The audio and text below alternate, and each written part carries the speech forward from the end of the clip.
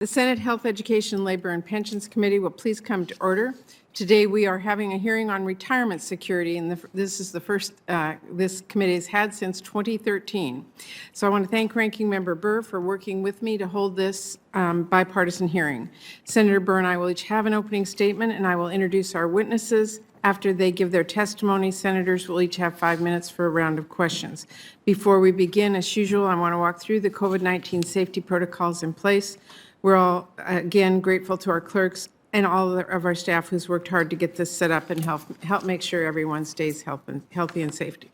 We will follow the advice of the attending physician and the sergeant at arms in conducting this hearing. Committee members are seated at least 6 feet apart, and some senators are participating by video conference. And while we are unable to have the hearing fully open to the public or media for in-person attendance, live video is available on our committee website at help.senate.gov. And if you are in need of accommodations, including closed captioning, you can reach out to the committee or to the Office of Congressional Accessibility Services.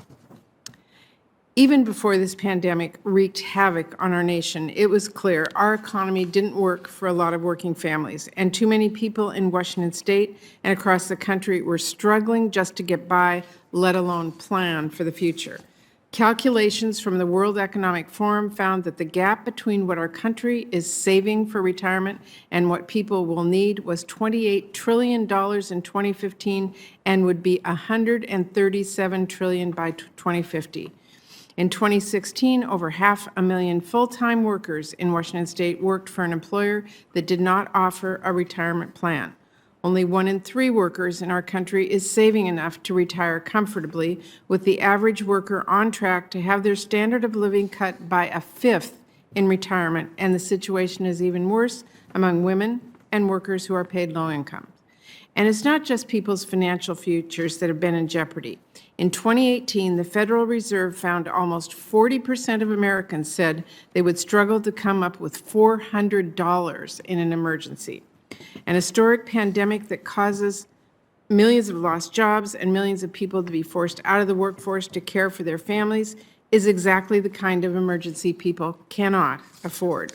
That's why we took action in our relief bills so people could draw on retirement savings to weather the storm without being penalized, and to provide direct financial assistance as well, since helping people access their retirement can only go so far when 1 in 4 people in our country do not have retirement savings to start with, and 1/3 say they are not on track for retirement.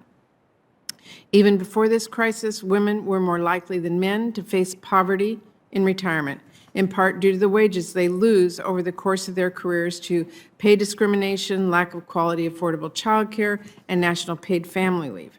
Injustices like investments compound over time, leaving the average woman with over $400,000 less in earnings than her male colleagues over a 40-year career. That gap is even larger for women of color, who are estimated to lose around $1 million over the course of their career due to the wage gap.